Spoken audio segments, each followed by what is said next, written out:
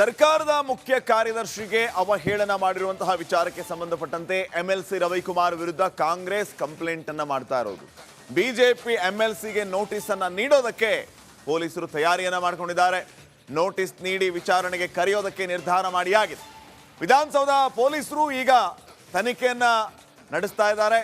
ರವಿಕುಮಾರ್ ಭಾಷಣದ original video ಸಂಗ್ರಹ ಮಾಡ್ತಾ ಇದ್ದಾರೆ. ಪ್ರತಿಭಟನೆ ಸಂದರ್ಭದಲ್ಲಿ ವಿಡಿಯೋ ರೆಕಾರ್ಡ್ ಮಾಡಿದ್ರು ಪೊಲೀಸರು. ಎಫ್ಎಸ್ಎಲ್ಗೆ ವಿಡಿಯೋನ ಕಳಿಸಿಕೊಟ್ಟಿದ್ದಾರೆ. ವಿಧಾನಸೌಧ ಪೊಲೀಸರು ಈಗ ತನಿಖೆಯನ್ನು ಚುರುಕುಗೊಳಿಸಿದ್ದಾರೆ. ಈ ಒಂದು ಹೇಳಿಕೆ ಈಗ ನಾನಾ ರೀತಿಯ ಆಕ್ರೋಶಕ್ಕೆ ಅರ್ಥಕ್ಕೆ ಕಾರಣವಾಗ್ತಾ ಇದೆ.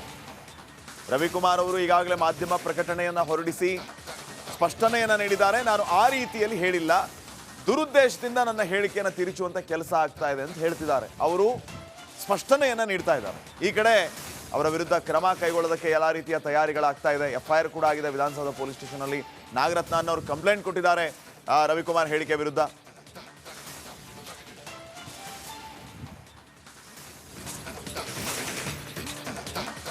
ಇನ್ನ ಎಫ್ಐಆರ್ ರದ್ದು ಕೋರಿ ಹೈಕೋರ್ಟ್ಗೆ ರವಿಕುಮಾರ್ ಅರ್ಜಿಯನ್ನ ಸಲ್ಲಿಸಿದ್ದಾರೆ. ಮಧ್ಯಾಹ್ನ 2:30ಕ್ಕೆ ಹೈಕೋರ್ಟ್ ಈ ಅರ್ಜಿಯ ವಿಚಾರಣೆಯನ್ನ ನಡೆಸಲಿಕ್ಕಿದೆ. ವಿಧಾನಸೌಧ ಠಾಣೆಯಲ್ಲಿ ಈಗಾಗಲೇ ಎಫ್ಐಆರ್ ದಾಖಲಾಗಿದೆ ರವಿಕುಮಾರ್ ವಿರುದ್ಧ.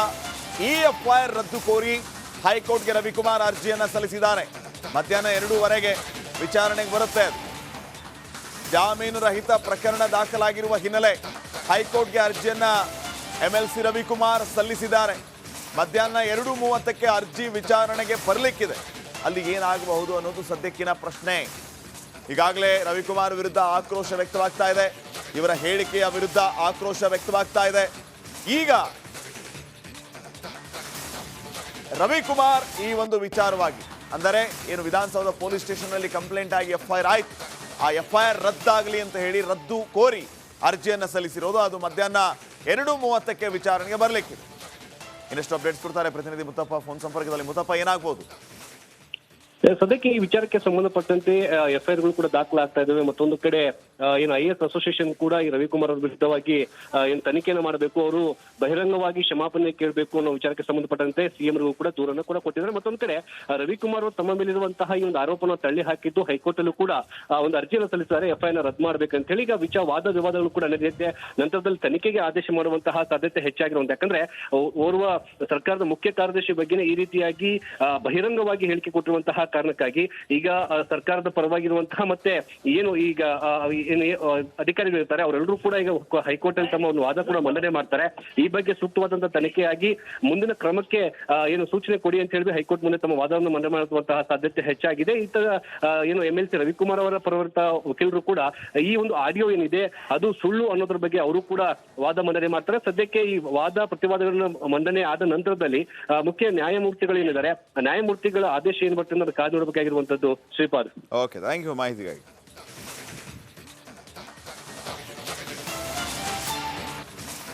ಸರ್ಕಾರದ ಮುಖ್ಯ ಕಾರ್ಯದರ್ಶಿಗೆ ಅವಹೇಳನ ಮಾಡಿರುವಂತಹ ವಿಚಾರಕ್ಕೆ ಸಂಬಂಧಪಟ್ಟಂತೆ ಎಂಎಲ್ಸಿ ರವಿಕುಮಾರ್ ವಿರುದ್ಧ ಕಾಂಗ್ರೆಸ್ ಕಂಪ್ಲೇಂಟ್ ಅನ್ನ ಮಾಡ್ತಾ ಇರೋದು. ಬಿಜೆಪಿ ಎಂಎಲ್ಸಿಗೆ ನೋಟಿಸ್ ಅನ್ನ ನೀಡೋದಕ್ಕೆ ಪೊಲೀಸರು ತಯಾರಿಯನ್ನ ಮಾಡಿಕೊಂಡಿದ್ದಾರೆ. ನೋಟಿಸ್ ನೀಡಿ ವಿಚಾರಣೆಗೆ ಕರೆಯೋದಕ್ಕೆ ನಿರ್ಧಾರ ಮಾಡಿಯಾಗಿದೆ. ವಿಧಾನಸೌಧ ಪೊಲೀಸರು ಈಗ ತನಿಖೆಯನ್ನ ನಡೆಸ್ತಾ ಇದ್ದಾರೆ. ರವಿಕುಮಾರ್ ಭಾಷಣದ ಒರಿಜಿನಲ್ ವಿಡಿಯೋ ಸಂಗ್ರಹ ಮಾಡ್ತಾ ಇದ್ದಾರೆ. ಪ್ರತಿಭಟನೆ ಸಂದರ್ಭದಲ್ಲಿ ವಿಡಿಯೋ ರೆಕಾರ್ಡ್ ಮಾಡಿದ್ರು ಪೊಲೀಸರು. ಎಫ್ಎಸ್ಎಲ್ಗೆ ವಿಡಿಯೋನ ಕಳಿಸಿಕೊಟ್ಟಿದ್ದಾರೆ. ವಿಧಾನಸೌಧ ಪೊಲೀಸರು ಈಗ ತನಿಖೆಯನ್ನು ಚುರುಕುಗೊಳಿಸಿದ್ದಾರೆ. ಈ ಒಂದು ಹೇಳಿಕೆ ಈಗ ನಾನಾ ರೀತಿಯ ಆಕ್ರೋಶಕ್ಕೆ ಅರ್ಥಕ್ಕೆ ಕಾರಣವಾಗ್ತಾ ಇದೆ. ರವಿಕುಮಾರ್ ಅವರು ಈಗಾಗಲೇ ಮಾಧ್ಯಮ ಪ್ರಕಟಣೆಯನ್ನು ಹೊರಡಿಸಿ ಸ್ಪಷ್ಟನೆಯನ್ನು ನೀಡಿದ್ದಾರೆ. ನಾನು ಆ ರೀತಿಯಲ್ಲಿ ಹೇಳಿಲ್ಲ, ದುರುದ್ದೇಶದಿಂದ ನನ್ನ ಹೇಳಿಕೆಯನ್ನು ತಿರುಚುವಂತ ಕೆಲಸ ಆಗ್ತಾ ಇದೆ ಅಂತ ಹೇಳ್ತಿದ್ದಾರೆ. ಅವರು ಸ್ಪಷ್ಟನೆಯನ್ನು ನೀಡ್ತಾ ಇದ್ದಾರೆ. ಈ ಕಡೆ ಅವರ ವಿರುದ್ಧ ಕ್ರಮ ಕೈಗೊಳ್ಳೋದಕ್ಕೆ ಎಲ್ಲ ರೀತಿಯ ತಯಾರಿಗಳಾಗ್ತಾ ಇದೆ. ಎಫ್ಐಆರ್ ಕೂಡ ಆಗಿದೆ ವಿಧಾನಸೌಧ ಪೊಲೀಸ್ ಸ್ಟೇಷನ್ ಅಲ್ಲಿ. ನಾಗರತ್ನ ಅನ್ನೋರು ಕಂಪ್ಲೇಂಟ್ ಕೊಟ್ಟಿದ್ದಾರೆ ರವಿಕುಮಾರ್ ಹೇಳಿಕೆ ವಿರುದ್ಧ.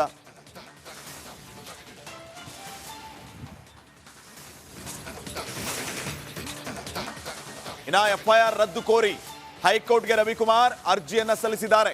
ಮಧ್ಯಾಹ್ನ 2:30ಕ್ಕೆ ಹೈಕೋರ್ಟ್ ಈ ಅರ್ಜಿಯ ವಿಚಾರಣೆಯನ್ನ ನಡೆಸಲಿಕ್ಕಿದೆ.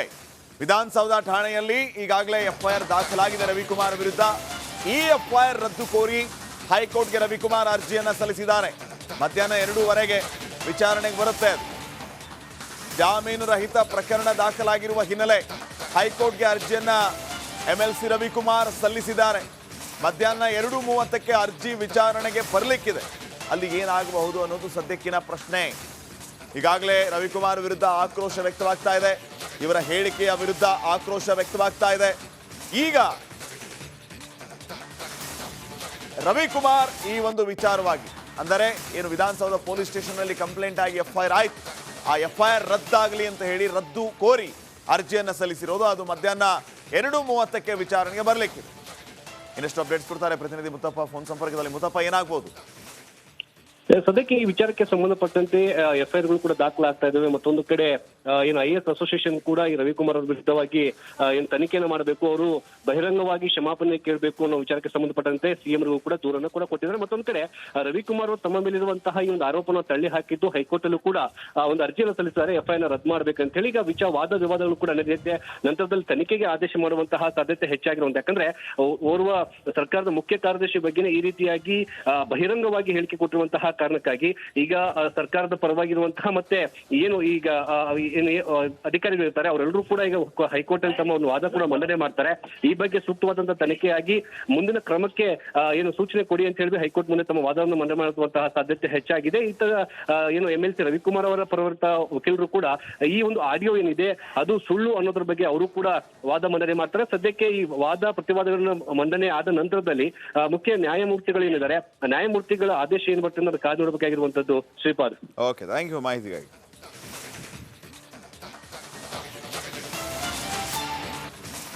ಸರ್ಕಾರದ ಮುಖ್ಯ ಕಾರ್ಯದರ್ಶಿಗೆ ಅವಹೇಳನ ಮಾಡಿರುವಂತಹ ವಿಚಾರಕ್ಕೆ ಸಂಬಂಧಪಟ್ಟಂತೆ MLC ರವಿಕುಮಾರ್ ವಿರುದ್ಧ ಕಾಂಗ್ರೆಸ್ ಕಂಪ್ಲೇಂಟ್ ಅನ್ನ ಮಾಡ್ತಾ ಇರೋದು.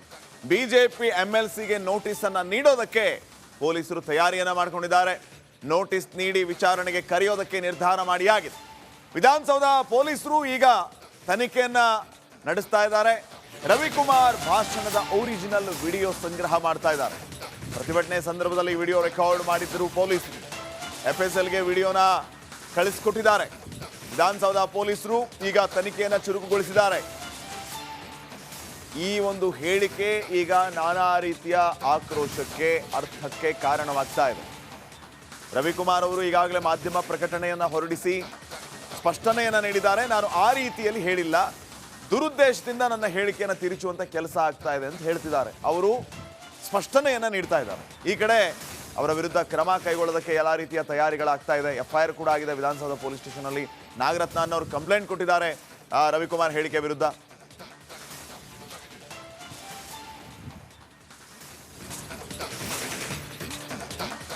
ಇನ್ನ ಎಫ್ಐಆರ್ ರದ್ದು ಕೋರಿ ಹೈಕೋರ್ಟ್ಗೆ ರವಿಕುಮಾರ್